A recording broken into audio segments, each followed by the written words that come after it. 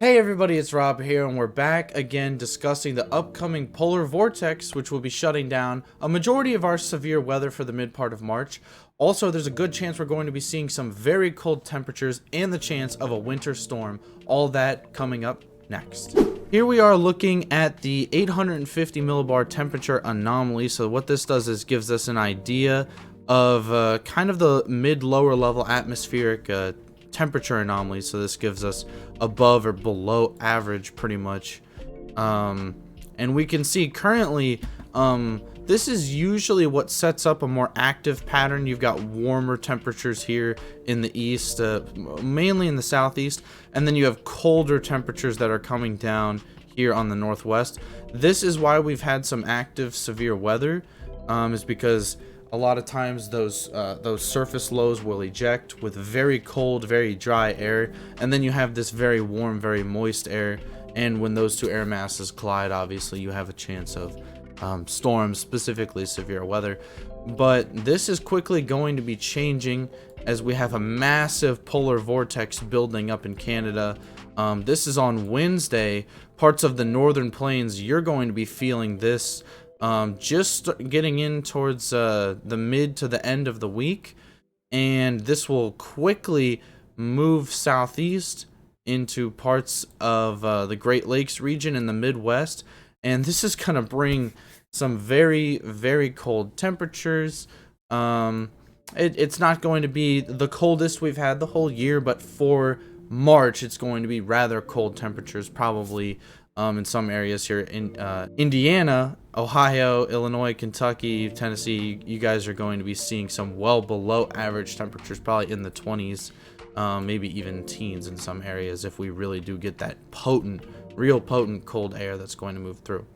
And then you can see, hopefully, this will only last for about a week, and then we might get back into more of a warmer, more active period of severe weather.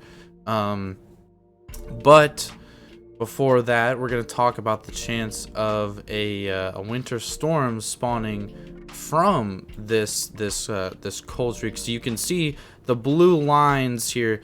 Our cold air is moving down southeast here, and you're going to also have a low pressure system that's going to be moving through, which will likely spark up some severe weather down here on the very most southern end. But also on the back end of these, whenever you have these low pressure systems in the wintertime, that's whenever you get these winter storms, lots of snow on the back end, and right in the middle of between that snow and that rain, you get a lot of freezing rain, some really big ice concerns with that. And that looks like it'll be affecting the same area it's affected all year. It seems to spread from southeast Oklahoma and Arkansas all the way through Ohio and the Great Lakes, and then moves off northeast into New York, Vermont, and then eventually moves off the coastline and dissipates at some point.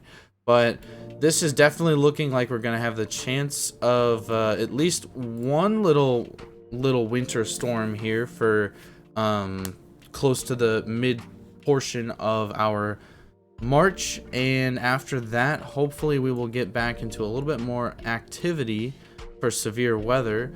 But that's about all I have for you today, because the weather's going to be relatively quiet because of this. We're gonna have these colder temperatures that are moving in, and they're going to kind of make things boring for the most part right now. Obviously, if we get a winter storm, then that will be something that we will have to cover for sure. However, that's not a given. That winter storm that I discussed is pretty far out in the models.